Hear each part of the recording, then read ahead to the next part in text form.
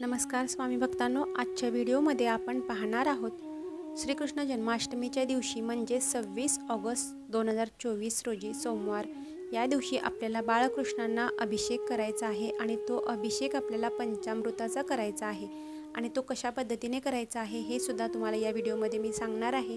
Video कुठेही skip न करता शेवटपर्यंत पहा जेणेकरून सर्व महत्त्वाची माहिती तुमच्यापर्यंत पोहोचेल। तर आपल्याला या दिवशी सोमवारी संध्याकाळी 12च्या नंतर आपल्याला श्रीकृष्णांना अभिषेक करायचा आहे। त्यासाठी आपल्याला पंचामृत तयार करून घ्यायचं आहे।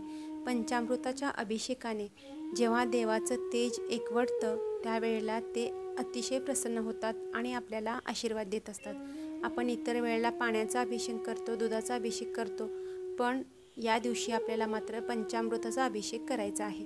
त्यासाठी सर्वात प्रथम आपल्याला बाळकृष्णांना स्नान घालण्यासाठी एक तामण घ्यायचं आहे। तामणामध्ये त्यांची मूर्ती ठेवायची आहे।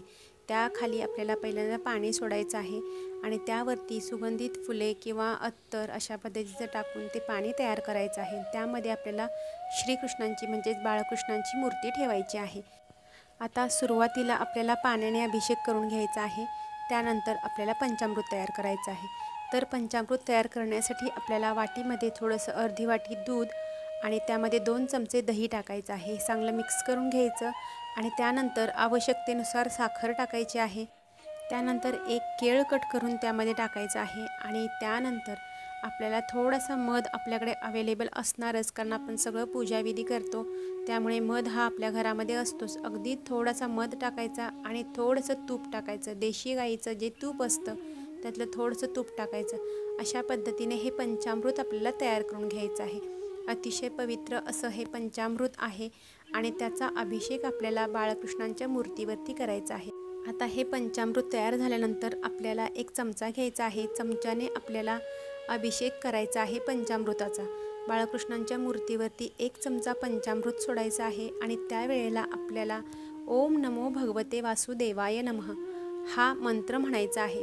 अशा पद्धतीने आपल्याला 11 वेळा पंचामृताचा अभिषेक करायचा आहे आणि 11 वेळा आपल्याला हा मंत्र म्हणायचा आहे आणि त्यानंतर थोडासा पाण्याचा अभिषेक करून आपल्याला मूर्ती स्वच्छ पुसून ज्या जागी आपण तिची स्थापना करणार आहोत, पूजाविधी जिथे केलेले आहेत त्या ठिकाणी स्थापित करायचे आहे आणि जे काही पंचामृताचा आपण अभिषेक केलेला आहे तो अभिषेक ते पंचामृत आपल्याला तीर्थ म्हणून घरातील सर्व सदस्यांनी घ्यायचे आहे।